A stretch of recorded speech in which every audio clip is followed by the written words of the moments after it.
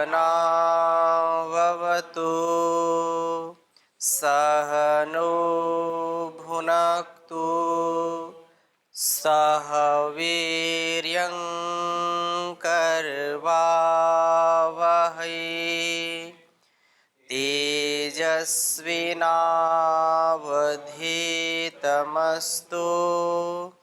मा विद्विषावहै। ओम शांति शांति शांति। वैदिक जीवन पद्धति की इस कक्षा में आप सबका हार्दिक स्वागत है, अभिनंदन है। ईश्वर स्तुति, प्रार्थना, उपासना के मंत्रों का स्वाध्याय हम कर रहे हैं, जिसमें हमने 5 मंत्रों का स्वाध्याय कर लिया था। आज हम 6ठे मंत्र का स्वाध्याय करेंगे, जिसमें उस परमपिता परमेश्वर को हमारी प्रार्थना है, हम सब उसके प्रति बहुत ही भक्ति भाव के साथ, कृतज्ञता के साथ जब प्रस्तुत होते हैं तो उसका जो प्यार है, उसका आनंद है, उसका जो शाश्वत सुख है, उसकी प्राप्ति हमको होती है। तो इस मंत्र को मैं लिखता हूँ, ओम प्रजापते। इस मंत्र को एक बार आप लिखिए, यहाँ से मैं लिख रहा हूँ उसको।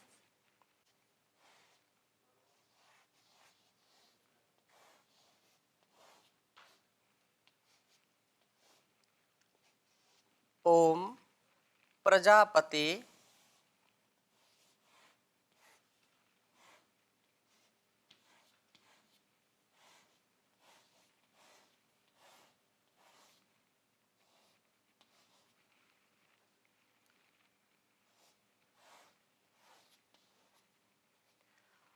न तो देता नन्यो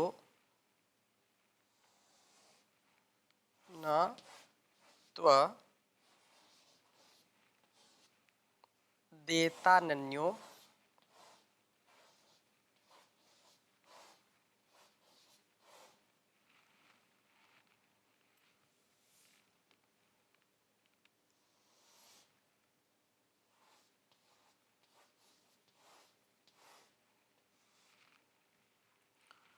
विश्वाजातानि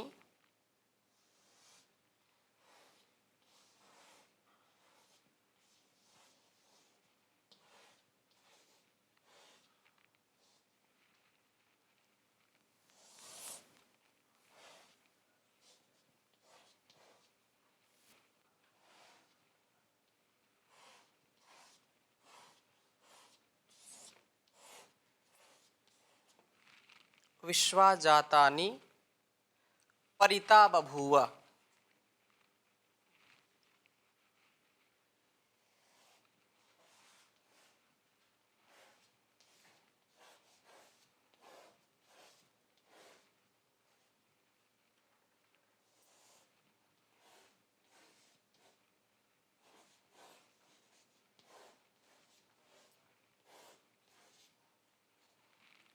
विश्वाजातानि परिता बभूव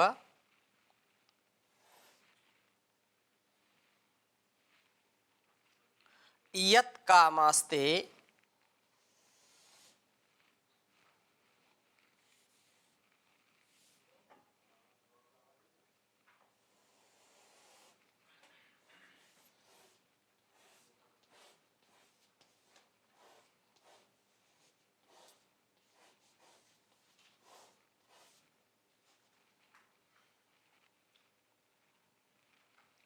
कामास्ते, दीर्घ उकार है, दीर्घ आकार।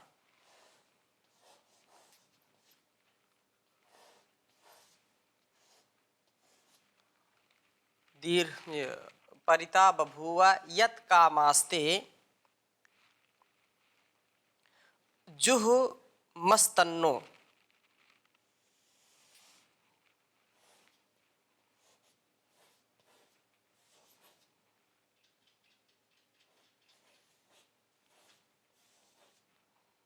जुहु मस्तन्नो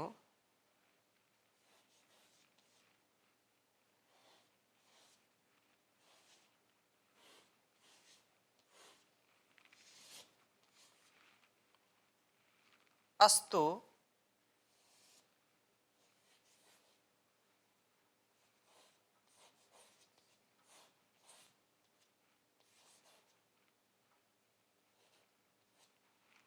अस्तु वयं स्याम पतयोरयिणाम्।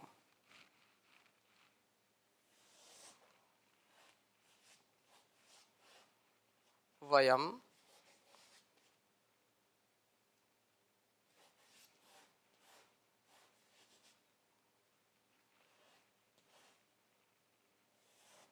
वयं स्याम पतयोरयिणाम्।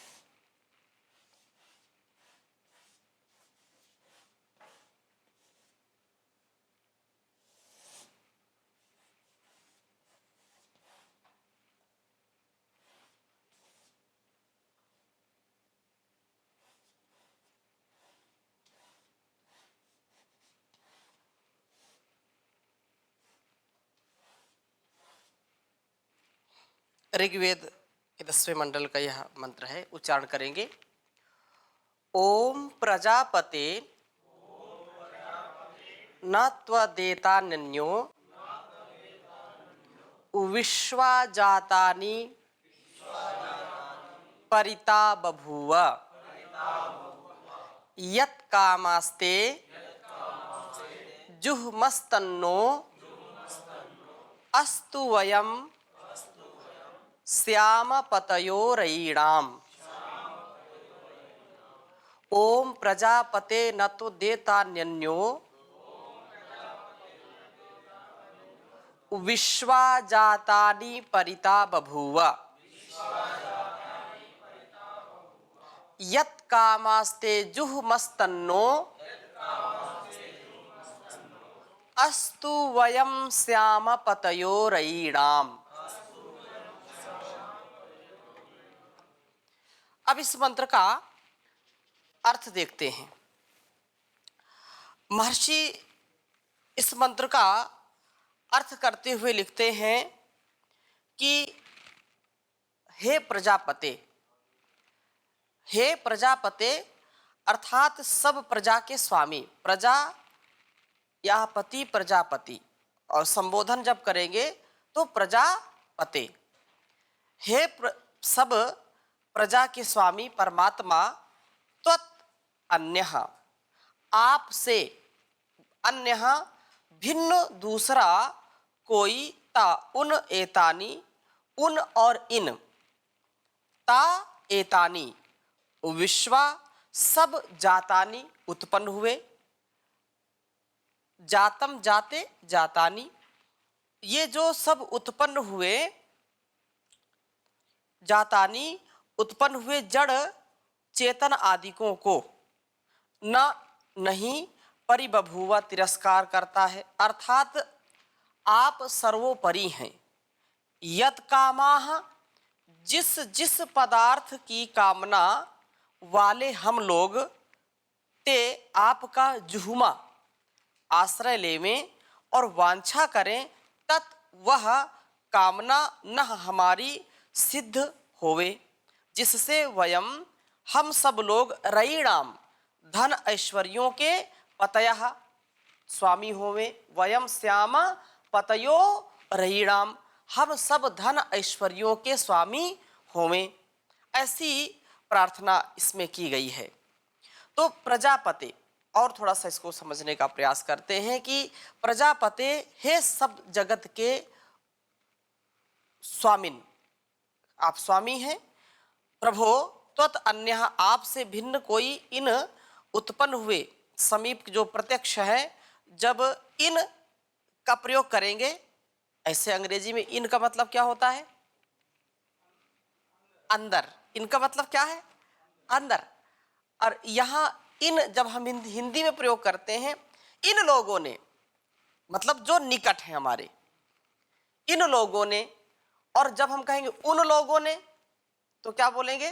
उन मतलब जो यहाँ पर नहीं हमसे दूर हैं। इन वृक्षों को पानी दे दो और उन वृक्षों को भी पानी दे देना, मतलब जो सामने वृक्ष हैं उनको पानी दीजिए और जो यहाँ पर नहीं है, दूसरे कहीं स्थान पर है, उनको भी पानी दे देना, ऐसा लोक में प्रयोग करते हैं।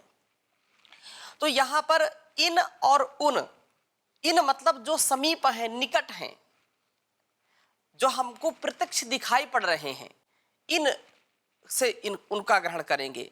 और उन जो दूर हैं, जिनको हम देख नहीं पाते हैं, जो समीप नहीं है, जो अप्रत्यक्ष रूप में है, इनसे प्रत्यक्ष हो गया और उनसे क्या हो गया, अप्रत्यक्ष हो गया। और विश्वानी, जो विश्वा, समस्त जातानी, सब उत्पन्न हुए पदार्थों को लोक लोकांतरीय पिंडों आदि में न परिबभुव, व्यापक नहीं है, अर्थात आपसे भिन्न कोई इनका जानने वाला नहीं है, इनका कोई जानकार नहीं है, इनका कोई मालिक नहीं, कोई अध्यक्ष नहीं, कोई स्वामी नहीं है, केवल आप ही इन सबके सर्वोपरि अधिष्ठाता हैं। अतः यत कामाः ते जुहुमा तत् नः अस्तु, जिन जिन कामनाओं वाले हम लोग होकर के आपकी स्तुति, प्रार्थना, उपासना करें और आपके आश्रित रहें, वह हमारी सारी कामनाएं पूर्ण हो, सिद्ध हो। वयम श्याम पतयोरयिणाम, हम धन ऐश्वर्यों के स्वामी बने, प्राणों की पुष्टि एवं इंद्रियों का निग्रह सदा करते रहें। प्रजापति परमात्मा को कहा, अन्यत्र भी निरुक्त में आया कि प्रजापति, प्रजा रक्षक या प्रजापालक। वायु, प्रजापति हे प्राणों के प्राण अर्थात हे प्राणवायु, त्वत् अन्यः, तेरे से भिन्न कोई दूसरा, ता एतानि विश्वा जातानि पर न परिबभूव, इन सब प्राणियों की रक्षा करने वाला और कोई नहीं है, केवल तू ही तू है। यत कामा ते जुहुमा, हम जिस वैदिक कर्म योग की कामना करते हुए प्राणायाम के द्वारा तेरा प्राण होम करते हुए, अर्थात अपने श्वास प्रश्वास से एक एक क्षण क्षण की साधना से, पल पल की जागरूकता से, हर पल अपने मनसा वाचा कर्मणा किए हुए कर्मों से, दिव्य कर्मों से, वेदोक्त कर्मों से, जो भी हमारी वैदिक मनोकामनाएं हों, अर्थात वेद के अनुकूल जो कामनाएं हों, स्वार्थ की कामनाएं ना हो, संकुचित कामनाएं ना हो, मलिन कामनाएं ना हो, दिव्यता से ओतप्रोत कामनाएं हो, जिससे मेरा और मेरे राष्ट्र का, मेरे विश्व का कल्याण हो सके, ऐसी कामनाएं हमारी क्या है, नः अस्तु, वो पूर्ण होवे, जिससे हम वयम श्याम पतयोरयिणाम, हम इंद्रियों धनों के स्वामी हों, अर्थात इंद्रियां हमारे अधीन रहें, हम उनके वश में कभी ना हो। पिछले मंत्र में जो चर्चा की थी कि जो है वह परमात्मा जो इस संसार का और लौकिक पारलौकिक सुखों का देने वाला हो, उसी का वो आधार है, उसका सम्यक बोध प्राप्त किया था। और किस प्रकार से परम दयालु परमेश्वर स्वः रूपी इहलोक सुख से हमें उपकृत करते हैं, और नाकह जो परमानंद है, जो मोक्षानंद भी वह योग्य पात्रों को देता है। अतः हम प्रभु से प्रार्थित हुए कि वह हमें अपने इन सारे व्यवहारों को दिव्यता पूर्वक जीने का सामर्थ्य प्रदान करे, तथा हमको अनुग्रहित करते रहें, सदा पारलौकिक आनंद, मोक्ष आनंद के लिए हमें अधिकारी बनावें। इसके लिए हमारी बुद्धि को इतना प्रखर व प्रेरित करें कि हम सदा सत्कर्म करते रहें, कभी भी कुकर्म ना करें, कभी भी जो गलत कार्य हैं उनको ना करें। एक एक पल पल की जब हम जागरूकता में जिएंगे तो ही हम इससे बच सकते हैं, और कोई दूसरा उपाय नहीं इससे बचने का। तो हमारी बुद्धि को प्रखर करें, मोक्ष के अधिकारी हम बने।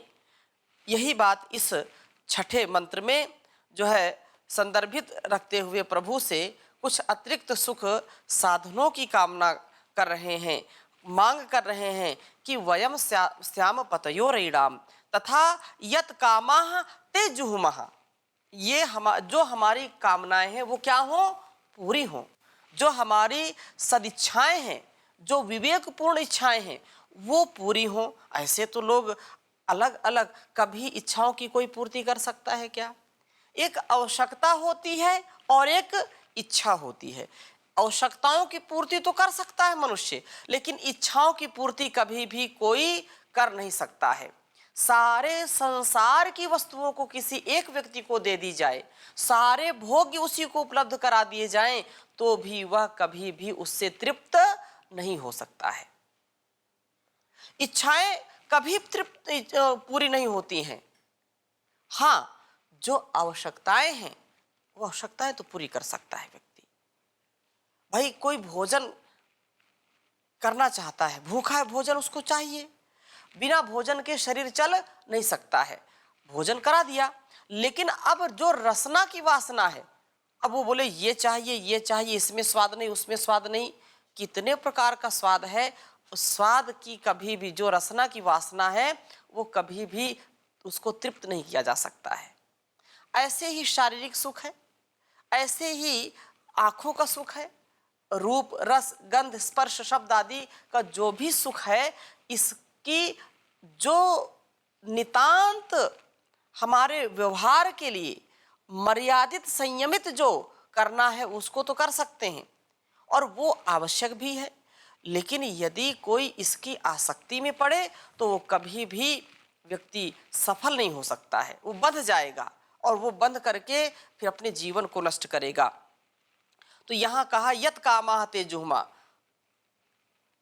नो अस्तु, अर्थात हे प्रभु हम धन ऐश्वर्यों के स्वामी बने तथा जो जो हमारी कामना हो वह आपके आश्रित रहने पर आप ही के अनुग्रह से पूरी सिद्ध हो सकती है। संसार में कोई कितना बड़ा बलशाली व्यक्ति हो जाए, धनवान हो जाए, सम्राट हो जाए, पूरे चक्रवर्ती राजा हो जाए वो, लेकिन जो सुख ईश्वर की भक्ति से मिलता है, जो सुख जो आनंद उसकी सन्निधि से मिलता है, वो संसार का कोई भी व्यक्ति, कोई भी महापुरुष उसको दे नहीं सकता है। वो आंतरिक सुख, आंतरिक आनंद, आंतरिक सामर्थ्य तो केवल परम पिता परमेश्वर ही दे सकते हैं। भले ही हमको क्षणिक सुख के लिए आलंबन लगता है अलग अलग लोगों के लिए कि ये कोई नशे का आलंबन लेता है, कोई अलग अलग मित्रों का आलंबन लेता है, कोई धन का आलंबन लेता है। सब आलंबन ठीक हैं, व्यवहारिक रूप में ठीक हैं, सांसारिक रूप में ठीक हैं, लेकिन अध्यात्म के लिए, अध्यात्म उन्नति के लिए, इंद्रियों की सामर्थ्य के लिए ये बाहरी आकर्षण ठीक नहीं होता है, इससे क्षीणता मिलती है। शरीर का धन मतलब जो आरोग्य एक बहुत बड़ा धन है। यदि व्यक्ति रोगी हो गया तो बाहर का धन कितना हो, सुख समृद्धि कितनी हो, वो काम में आने वाली नहीं है, क्योंकि भोग से व्यक्ति को रोग होंगे। भोगा न भुक्ता वयमेव भुक्ता, तपो न तप्तम वयमेव तप्तः, कालो न यातो वयमेव याता, तृष्णा न जीर्णाः वयमेव जीर्णा। तो हम ही जीर्ण शीर्ण हो जाते हैं, हमारी आयु भी क्षीण हो जाती है, हम भोगों को भोग नहीं पाते, बल्कि सारे भोग मिलकर के हमको ही भोग लेते हैं। इसलिए हमको सावधान होना चाहिए। हम उस ईश्वर की भक्ति से ही विशेष सुख समृद्धि की प्राप्ति कर सकते हैं, उसी से हमारी प्रसिद्धि हो सकती है। हम धन ऐश्वर्यों के स्वामी बने तथा जो हमारी सच्ची कामनाएं हैं वो आपके आश्रित रहने पर ही पूरी हो सकती हैं। अब प्रश्न उठता है, क्या है हमारी कामनाएं? सामान्यतः तो हमारी यह कामनाएं यही है कि हम प्रभु के ही आश्रित रह करके धर्म अर्थ काम और मोक्ष की प्राप्ति करें, पुरुषार्थ चतुष्टय को सिद्ध करें, धर्म के साथ साथ अर्थ भी अर्जित करें। उसका अपनी कामना में पूर्ति में जो विवेक पूर्वक है यथोचित साधनों का प्रयोग करें, सदुपयोग करें, और शेष बचा हुआ जो आर्थिक धन है, आर्थिक जो सामर्थ्य है, वो परोपकारीय सुकर्मों में लगाना चाहिए। और लोग तो केवल जो है संचय कर रहे हैं, संचय, और उस संचय से वो अपने जीवन का जो स्वर्णिम अवसर होता है उसको वो नष्ट कर देते हैं। ये नष्ट करने के लिए नहीं है, अपने सामर्थ्य को बढ़ा करके उस प्रभु की भक्ति में लगाने का है। और ये अपनी उस कामना, जो वैदिक कामनाएं हैं, उनको भी हम पूरा कर सकते हैं। सुकर्मों के करने से व्यक्ति प्रभु की कृपा का पात्र बन जाता है, मोक्ष का अधिकारी बन जाता है। परोपकारिता में ही प्रभु सानिध्य प्राप्त हो पाता है। प्रभु स्वयं सर्वश्रेष्ठ परोपकारी हैं, अतः वही सारे जगत का धाता विधाता एवं पालन करता है। उसके परोपकार का तो कोई था ही नहीं है। अतः प्रभु की कृपा पात्र बनने में परोपकार से बढ़कर के और कोई श्रेष्ठ साधन हो नहीं सकता है, क्योंकि वो स्वयं परोपकार कर रहे हैं। और हम जब अपने ऊपर भी परोपकार करें, अपना सामर्थ्य बढ़ाएं, और जो सामर्थ्य हमको मिला है उससे अपने परिवार, अपने संसार का उपकार करें। ये सारा जो अस्तित्व दिखाई पड़ता है ये दूसरों के कल्याण के लिए ही है। परोपकाराय फलन्ति वृक्षा, परोपकाराय वहन्ति नद्याः, परोपकाराय दुहन्ति गावाः, परोपकारार्थमिदं शरीरम। इस परोपकार के लिए कितने प्रकार के फल फूल सब किसको मिलते हैं? हमको मिलते हैं, पशु पक्षियों को मिलते हैं। एक पीपल में हजारों लाखों पक्षियों का बसेरा होता है, उनका गुजारा होता है। पीपल के कितने फल, गूलर के फल खाते हैं और वो मस्त रहते हैं। यदि ये गूलर, पीपल और ये जो फल वाले वृक्ष हैं ये ना हो तो कैसे पक्षियों का कार्य चले? और आसरा भी वही है। ऐसे ही हजारों प्रकार के फलों की रचना की है उस परमात्मा ने, बनाया है। किसके लिए? परोपकार के लिए। तो फल जब पकता है किसके लिए होता है? क्या वृक्ष के लिए होता है क्या? आम का वृक्ष क्या अपना फल स्वयं खाता है क्या? नहीं खाता है।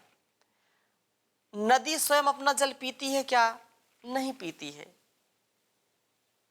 गाय दूसरों के लिए दूध देती है, बछड़ा दूध पीता है, हम दूध पीते हैं, बलिष्ठ होते हैं।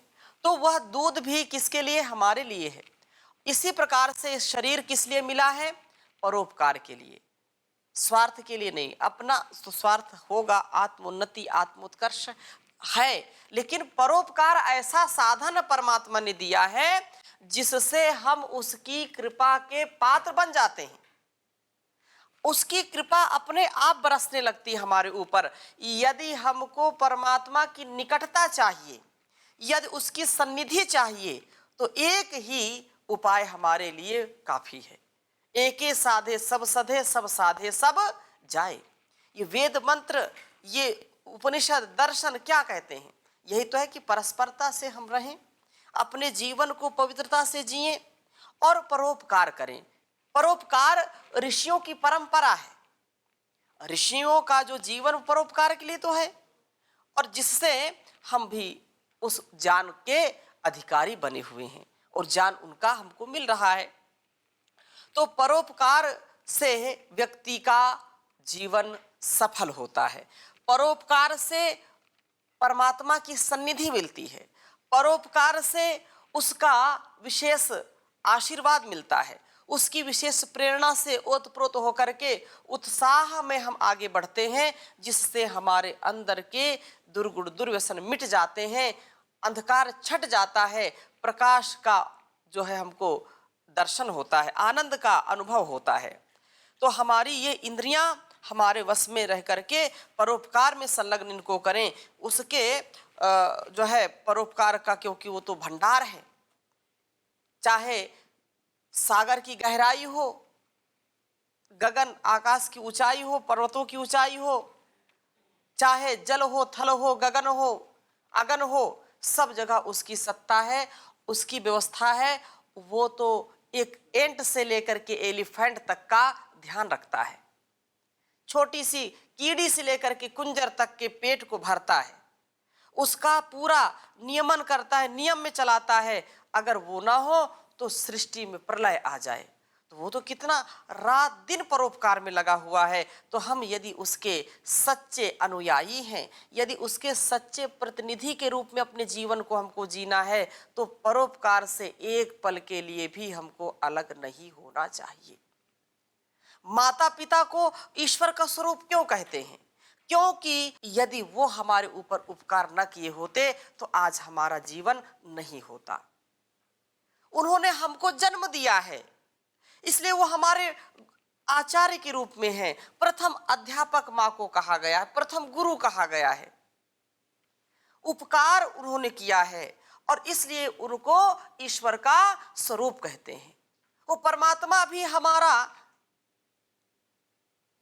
इस संसार में जीवन देने वाला है, संसार के सभी वस्तुओं को प्रदान कराने वाला है। यदि वो ना हो तो ये संसार नहीं चल सकता, संसार का कोई व्यवहार नहीं चल सकता, कोई परिवार नहीं चल सकता है। वो हर पल परोपकार करता है। हमारी आंख की पलक भी गिरती है और उठती है तो वो भी उपकार से ही उठती है। हमारी जुबान चलती है, हमारा हाथ चलता है, हमारे कान सुनने में समर्थ होते हैं, हमारी दृष्टि देखने में समर्थ होती है, नासिका सूंघने में समर्थ होती है, हृदय धड़क धड़क करके अपनी जो है कर्तव्य निष्ठता को बतला रहा है। हर पल एक एक सेकंड, नैनो सेकंड में जो कार्य हो रहे हैं वो परोपकार में लगा हुआ है। हर पल परमात्मा परोपकार का पुंज है, वो परोपकारी है, उससे बड़ा कोई परोपकार करने वाला नहीं है। भोजन हम करते हैं, वो पच जाता है। कौन चला रहा है मशीन को? बिना बटन चलाए तो कोई पानी भी नहीं गर्म होता है। गर्म होता है क्या? नहीं होता। यदि चूल्हे में गर्म करते हैं तो लकड़ी लगानी पड़ती है, लेकिन यहाँ भोजन किया और पच गया, रस रक्त मांस मज्जा अस्थि आदि में, वह मेद आदि में परिवर्तित हो जाता है। कौन इस फैक्ट्री को चला रहा है? कोई तो है जो इसको चला रहा है। कितना वो परोपकारी है, कितना उपकार वो कर रहा है, लेकिन हम अपने स्वार्थ में, अपने निजता में इतने फंस गए हैं कि बस मेरा काम बनना चाहिए, मेरा काम ये होना चाहिए, दूसरे का चाहे बिगड़ जाए। लेकिन हमको हमेशा याद रखना चाहिए कि मैं कुछ बोलने में समर्थ हूँ, मैं कुछ करने में समर्थ हूँ, मैं इतना बड़ा हो गया हूँ तो कितना उपकार माता पिता गुरु आचार्य और इस संसार का उपकार मेरे ऊपर है, इसलिए मैं भी उपकारी बनूं। यदि परमात्मा की सच्ची भक्ति करनी है, यदि परमात्मा की सच्ची कृपा अपने को पानी है, तो ये सबसे बड़ा साधन है, परोपकार करें, परमार्थ करें, पर सेवा में अपने आप का सर्वस्व अर्पण कर दें। तो आज की कक्षा में यहीं तक, शेष चर्चा अगली कक्षा में करेंगे। ओम शांति शांति शांति।